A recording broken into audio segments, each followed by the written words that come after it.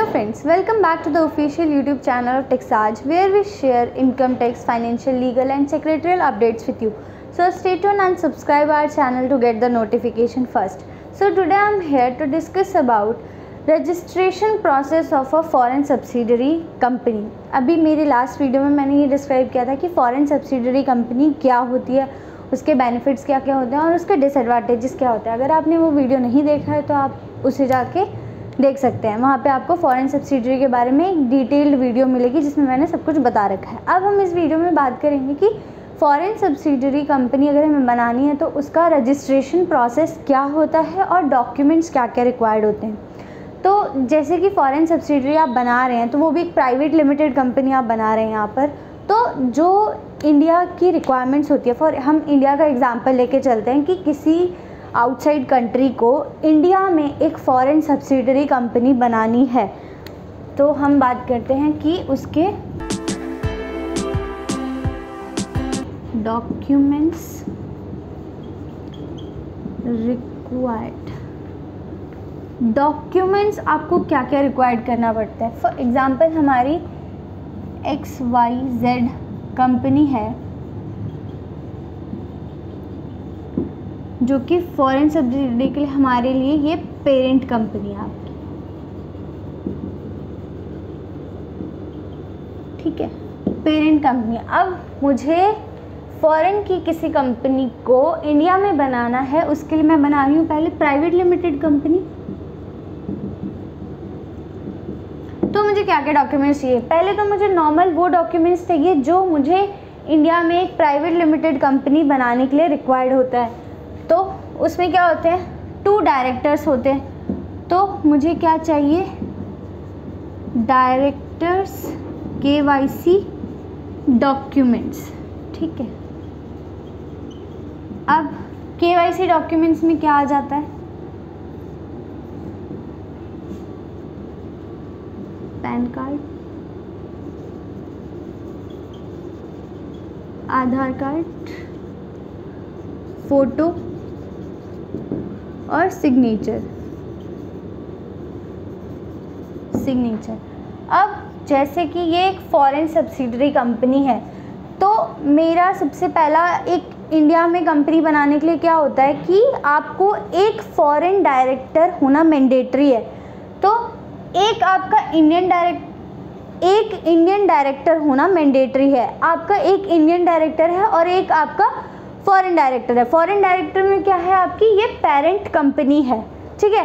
तो अब कंपनी खुद तो डायरेक्टर बन नहीं सकती, तो वो कंपनी एक ऑथोराइज रिप्रेजेंटेटिव रखती है जो कंपनी के बिहाफ पे साइनिंग और हर चीज़ करेगी. तो वो अपनी तरफ से एक ऑथोराइज पर्सन हमें प्रोवाइड करता है कि हाँ मेरी कंपनी के बिहाफ पे ये रहेगी. तो डायरेक्टर्स के KYC डॉक्यूमेंट्स चाहिए. तो जो इंडियन डायरेक्टर होगा उसकी तो normal pan card, Aadhaar card, photo और सिग्नेचर आपको मैंडेटरी है.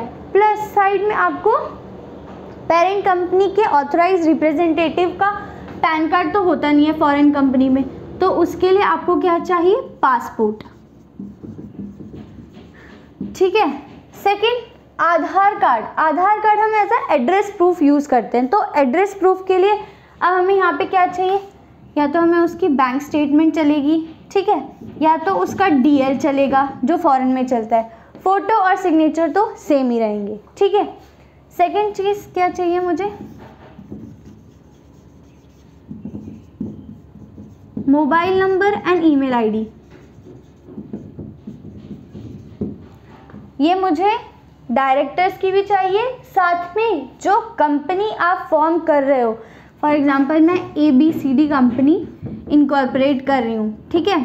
तो मुझे इस कंपनी का भी एक मोबाइल नंबर और ईमेल ID चाहिए, साथ में डायरेक्टर्स के भी ईमेल ID और मोबाइल नंबर अलग अलग चाहिए. सेकंड मुझे चाहिए एड्रेस प्रूफ. थर्ड मुझे चाहिए रजिस्टर्ड एड्रेस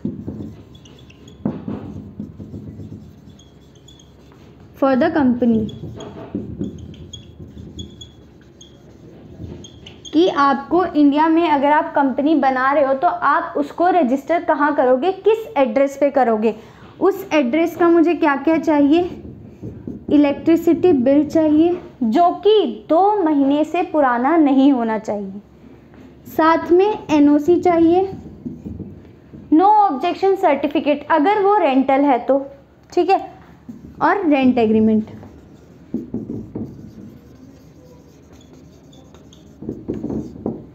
ये चीज़ें चाहिए मुझे।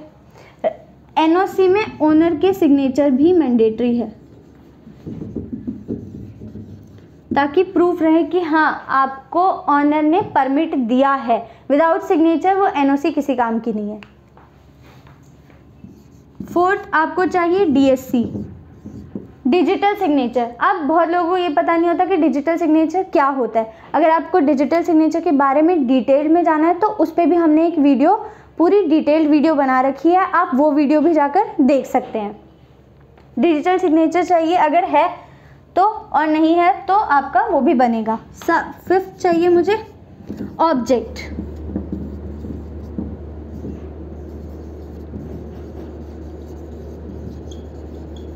ऑब्जेक्ट ऑफ द कंपनी, कि आपकी कंपनी का ऑब्जेक्ट क्या है। ये तो हो गई बेसिक रिक्वायरमेंट्स की बेसिक रिक्वायरमेंट्स मुझे एक प्राइवेट लिमिटेड कंपनी बनाने के लिए क्या होती हैं। एक पॉइंट आपका होता है कैपिटल, ये देखिएगा इतने नीचे, कैपिटल कि आपकी ऑथराइज्ड कैपिटल क्या है एंड पेड अप कैपिटल क्या है।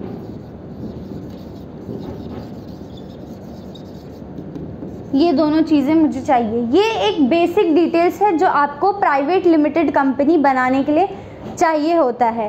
अब इसके साथ साथ फॉरेन सब्सिडियरी में कुछ डॉक्यूमेंट्स थोड़े ज़्यादा हो जाते हैं, वो मैंने आपको बताया था। आज हम इस वीडियो में वो भी डिस्कशन करेंगे कि और हमें क्या क्या डॉक्यूमेंट्स चाहिए। ये तो थे नॉर्मल प्राइवेट लिमिटेड के लिए जो आपको फॉरेन सब्सिडियरी में भी काम आते हैं, चाहिए ही चाहिए। अब कुछ मोर डिटेल्स, कुछ और डॉक्यूमेंट्स बनते हैं फॉरेन सब्सिडियरी के लिए।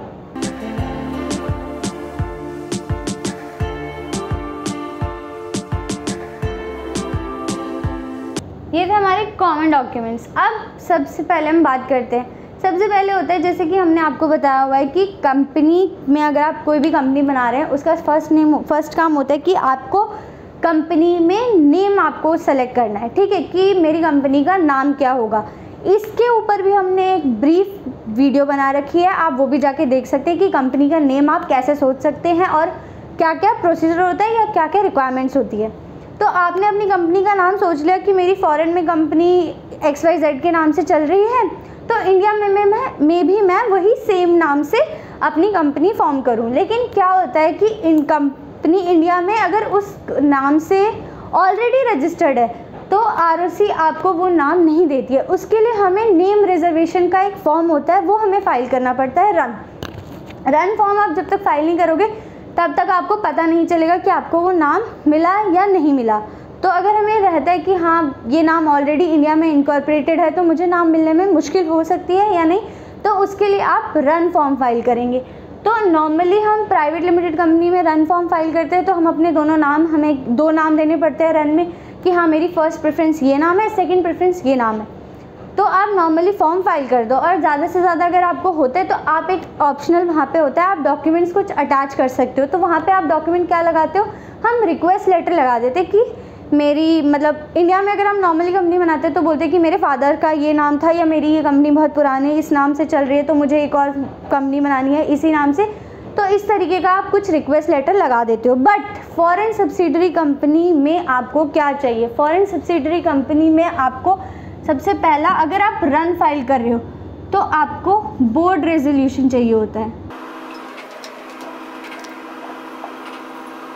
बोर्ड रेजोल्यूशन चाहिए होता है। बोर्ड रेजोल्यूशन किस लिए चाहिए होता है, तो बोर्ड रेजोल्यूशन आपको चाहिए, जैसे ये बताया मैंने, हमारी XYZ private limited XYZ company है फॉरेन में, तो इस कंपनी से मुझे बोर्ड रेजोल्यूशन चाहिए कि हाँ मेरी ये कंपनी है और मैं इंडिया में एक कंपनी खोलना चाहता हूँ जिसका नाम मैं ये रखना चाहता हूँ ABCD, जिसकी जो ऑलरेडी मेरी फॉरेन में भी है। तो वो आपको बोर्ड रेजोल्यूशन चाहिए ताकि ROC को भी ये पता चले कि फॉरेन में आपकी कंपनी है इस नाम से और उसी के सेम रेफरेंस से आप यहाँ पे ये नाम चाहते हो। तो उसके लिए आपको बोर्ड रेजोल्यूशन चाहिए होगा उस कंपनी से जो कि उसके पार्टनर या जो भी डायरेक्टर्स होगा वो साइन करके देंगे आपको बोर्ड रेजोल्यूशन कि हाँ मैं ये नाम इंडिया में इसलिए चाहता हूँ। तो पहला बोर्ड रेजोल्यूशन चाहिए। अब बोर्ड रेजोल्यूशन का भी प्रूफ चाहिए। आप ये नहीं बता सकते कि फॉरेन में मेरी कंपनी है, फॉरेन में कंपनी है तो उसका प्रूफ चाहिए मुझे, और वो प्रूफ क्या होगा, उस कंपनी का COI, सर्टिफिकेट ऑफ इनकॉर्पोरेशन। किसी भी कंपनी का, जैसे हम नॉर्मल पर्सन होते हैं तो हमारा क्या होता है, बर्थ सर्टिफिकेट होता है, वैसे ही कंपनी के लिए होता है सर्टिफिकेट ऑफ इनकॉर्पोरेशन। तो आपको फॉरेन की कंपनी का भी सर्टिफिकेट ऑफ इनकॉर्पोरेशन देना पड़ेगा, जिससे ये पता चलेगा कि हाँ ये कंपनी ओरिजिनल में है और उसने ये बोर्ड रेजोल्यूशन दिया है कि हाँ हम इस नाम से एक फॉरेन सब्सिडियरी कंपनी बनाना चाहते हैं। तो आप अपने नेम के साथ, नेम अप्रूवल के साथ आपको ये बोर्ड रेजोल्यूशन देना ही पड़ता है जब आप रन फाइल करोगे, तो ये मैंडेटरी होता है। सेकंड पॉइंट आपको क्या चाहिए होता है, और साथ में ये आपने ये नहीं दिया, सबसे बड़ी चीज़ होती है कि अगर आप कोई भी फॉरेन कंपनी इनकॉर्पोरेट कर रहे हो तो उसमें एपोस्टाइल होने चाहिए डॉक्यूमेंट्स। एपोस्टाइल आपके डॉक्यूमेंट्स होने चाहिए। जैसे इंडिया में कोई भी डॉक्यूमेंट्स होता है जो गवर्नमेंट देती है तो वो क्या होता है, गवर्नमेंट से साइंड होता है, वो उसमें स्टैम्प पेपर में नोटरी और अटेस्टेशन होती है। वैसे ही कोई भी फॉरेन का डॉक्यूमेंट्स अगर आप किसी और कंपनी में यूज़ कर रहे हो तो वो डॉक्यूमेंट आपका एपोस्टाइल होना चाहिए। तो ये जहाँ जिस भी कंट्री से आएगा उस कंपनी का एपोस्टाइल भी वो डॉक्यूमेंट्स होने चाहिए। फॉरेन सब्सिडियरी कंपनी में सबसे मेन रोल यही देखा जाता है कि जहाँ जहाँ पर फॉरेन पर्सन्स का नाम आ रहा है, फॉरेन डायरेक्टर या शेयर होल्डर का नाम आ रहा है, तो उस डॉक्यूमेंट को आपको एपोस्टाइल कराना मैंडेटरी है। तो पहला हमें चाहिए होता है बोर्ड रेजोल्यूशन और COI जो कि एपोस्टाइल्ड होना चाहिए। अब बोर्ड रेजोल्यूशन तो यहाँ पे बन गया कि इस चीज़ के लिए कि आप ये कंपनी का नाम रखना चाहते हो। एक और बोर्ड रेजोल्यूशन बनता है, यहाँ पे 2 बोर्ड रेजोल्यूशन बनते हैं। एक होता है, एक तो आपका नेम के लिए हो गया, सेकेंड BR आपका बनता है ऑथराइजेशन के लिए, कि मैंने ये बोर्ड रेजोल्यूशन पास किया है कि मेरी कंपनी को क्या ऑथराइज पर्सन जो मेरी कंपनी को रिप्रेजेंट करेगा वो XYZ बंदा होगा, तो उसके लिए भी आपको बोर्ड रेजोल्यूशन चाहिए होता है ऑथराइज पर्सन, ऑथराइज करने के लिए कि हाँ मेरी कंपनी के बिहाफ में ये साइनिंग करेंगे, ठीक है, क्योंकि कंपनी खुद एक डायरेक्टर नहीं बन सकती है।